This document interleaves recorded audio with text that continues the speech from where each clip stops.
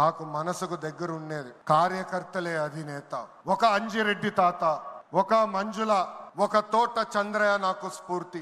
ఆనాడు పొంగనూరు నియోజకవర్గంలో అంజిరెడ్డి తాత స్థానిక సంస్థ ఎన్నికల్లో నామినేషన్ వేసేదానికి వెళ్తే ఆనాటి పాలకులు అడ్డం తిరిగారు. తొడగొట్టి మీసాలు మిలేసి రండి నేను నామినేషన్ వేసి చూపిస్తానని చెప్పారు ఆ మన అంజిరెడ్డి తాత. బూత్లో రిగ్గింగ్ జరుగుతుందని బూత్కి వెళ్ళి కూర్చుంది మంజుల. ఏకంగా మంజుల గారు ఉంటే బూత్ రిగ్గింగ్ జరగదని ఆమె పైన దాడి చేశారు. రక్తం గారుతున్నా భయపడలేదు.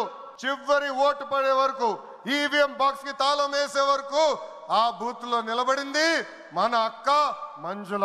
ఇంకా తోట చంద్రయ్య గారి గురించి ఎంత చెప్పినా తక్కువే. మనందరం చూసాం, నడి వీధిలో ఆనాటి పాలకులు తరిమి తరిమి కొట్టారు.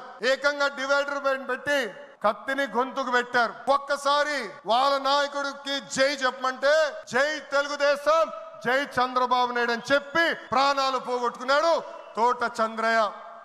ఈ రోజు నేను ఈ సభాముఖంగా గర్వంగా చెప్తున్నా, ఆంధ్ర రాష్ట్రంలో ఎప్పుడు జరిగిన విధంగా తోట చంద్రయ్య కొడుకు కూడా ఈ రోజు మన ప్రభుత్వ ఉద్యోగం ఇచ్చింది.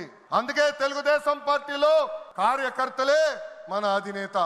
ఈ రోజు మేమందరం ఈ వేదిక మీద నుంచున్నామంటే దానికి కారణం తెలుగుదేశం పార్టీ కార్యకర్త చెమట. ఆనాడు చంద్రబాబు గారు ఒక్క పిలిపిస్తే బాబు షూరిటీ భవిష్యత్ గ్యారంటీ చేశారు. నేను ఆనాడు నియోజకవర్గానికి వచ్చి మాట్లాడా, శంఖారావం చేయాలి, ప్రతి గడప తొక్కాలంటే మీరందరూ తొక్కారు. అందుకే కార్యకర్తలందరూ చెప్తున్నా, నాయకుల చుట్టూ తిరుగుతాం కాదు, ప్రజల చుట్టూ తిరగండి, మిమ్మల్ని ఎత్తుక్కుంటా వస్తుంది ఈ తెలుగుదేశం పార్టీ. కార్యకర్తలే తెలుగుదేశం పార్టీ బలగం. దేశంలో ఏ ప్రాంతీయ పార్టీకి లేని విధంగా 1 కోటి మంది సభ్యత్వం, 1 కోటి మంది కుటుంబ సభ్యులు ఒక తెలుగుదేశం పార్టీకే సొంతం. పార్టీ ఆవిర్భావం నుంచి కార్యకర్తలకు అండగా నిలబడింది తెలుగుదేశం పార్టీ.